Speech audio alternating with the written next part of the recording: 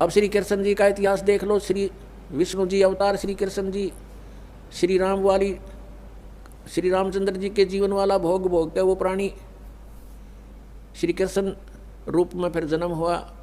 सारा जीवन दुखी रहा श्री कृष्ण, सारा जीवन माता पिता कैद में।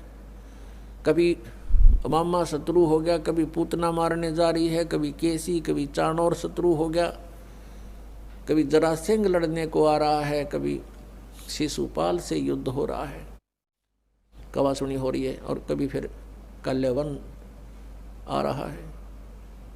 इस दुख में श्री कृष्ण जी ने मथुरा का त्याग कर दिया और ऐसे स्थान पर रहने लगे जहाँ कोई ना पहुँच सके। समझदार व्यक्ति यही सोचते हैं राड़ से बाढ़ अच्छी होती है, झगड़े से बचाव अच्छा होता है। श्री कृष्ण जी उन सबको भी मार सकते थे, क्योंकि वो त्रिलोक के में एक विभागीय मंत्री है, विशेष शक्ति होती है प्राणी में, वो उनके अंदर शक्ति थी। लेकिन यही सोचा था कि किस किस ने मारूं, या तो सबकी बुद्धि भ्रष्ट। तो श्री कृष्ण जी ने द्वारका बनाई। समुद्र के बीच में एक टापू था जिसका केवल एक गेट था, द्वारिका, एक द्वार की नगरी।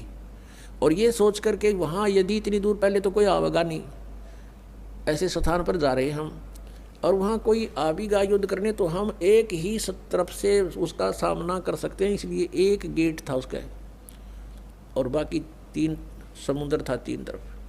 तो वहाँ श्री कृष्ण जी चले गए, अपना अधिकतर सारा ही जीवन वहाँ व्यतीत किया। यहाँ तो ज़्यादा से ज़्यादा 18 साल के 20 वर्ष के तक यहाँ रहे थे द्वारका में, और बाकी फिर लगभग 200 वर्ष तक जिए थे श्री कृष्ण जी, और बाकी का समय द्वारका में व्यतीत किया था उन्होंने।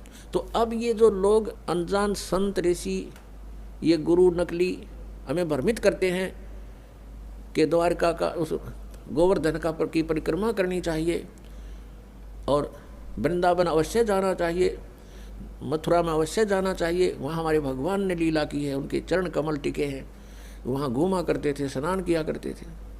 अरे श्री कृष्ण जी यहाँ तो 20 वर्ष रहे थे मथुरा में, बाकी 180 साल तो वहाँ रहे हैं द्वारका में, और वहाँ का नामो निशान मिट गया उस द्वारका को।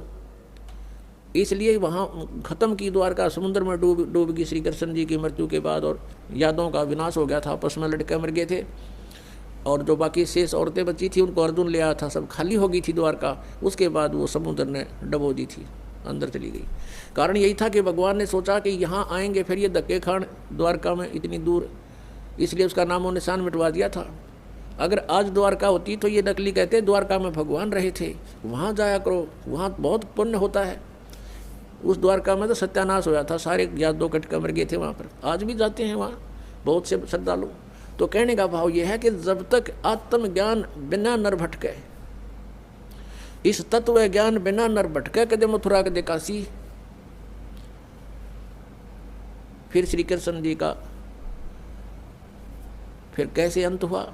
श्री कृष्ण जी के सामने पूरा यादव कुल आपस में लड़का मर गया, पोते पड़पोते रिश्तेदार सब आपस में कट कर मर गए। और वो सारा सांग देख कर, वो सारा अनर्थ देख कर जब श्री कृष्ण जी की मृत्यु हुई, एक परिवार के सामने एक आधे की मृत्यु हो जाती है, उसका कलेजा फट जाता है, रो रो के पागल हो जाता है इंसान। तो पुण्यात्माओं, आज तक हमें सत्यनारायण कथा नहीं मिली थी, और ये सत्य कथा है। सत्यनारायण का अर्थ है सच्चा भगवान, और सच्चे भगवान की सच्ची कहानी।